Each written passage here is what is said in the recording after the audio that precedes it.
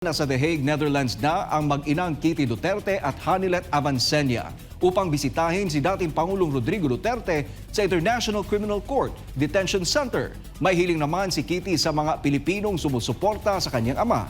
Narito ang balita ni Anton Cero.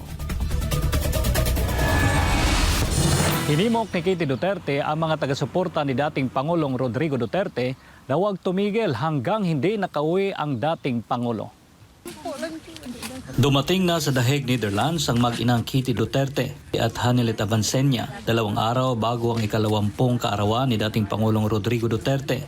Mainit silang sinalubong ng mga Pilipino na nasa labas ng International Criminal Court Detention Center. Kumusta yung biyahe, ma?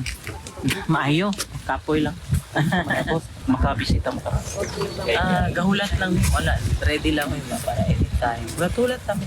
Ipinaabot ni Kitty ang kanyang pasasalamat sa lahat ng Pilipino sa buong mundo para sa kanilang suporta sa dating Pangulo. Kasabay nito, may hiling ang nakababatang Duterte sa mga taga-suporta ng kanyang ama. To all the Filipino communities around Europe, around the world, maraming salamat sa suporta from me and my family. Maraming salamat po. We are grateful for you and sana po hindi kayo tumigil hanggang makauwi si former President Rodrigo Duterte. Samantala, sinagot ni Kitty ang biro ng kanyang ama na hindi siya pwedeng bumisita hanggat hindi siya nagiging abogado. Overacting lang na siya. Kabalo man siya na mobisita gyud ko. Di man po kumusugot nga dito makabisita. Sa nalalapit na kaarawan ni dating Pangulong Duterte, may birthday wish ang kanyang anak para sa kanya. Good health and unta mukaon na gyud siya sa ilang pagkaon dira sa sulod, di na maginahigulon.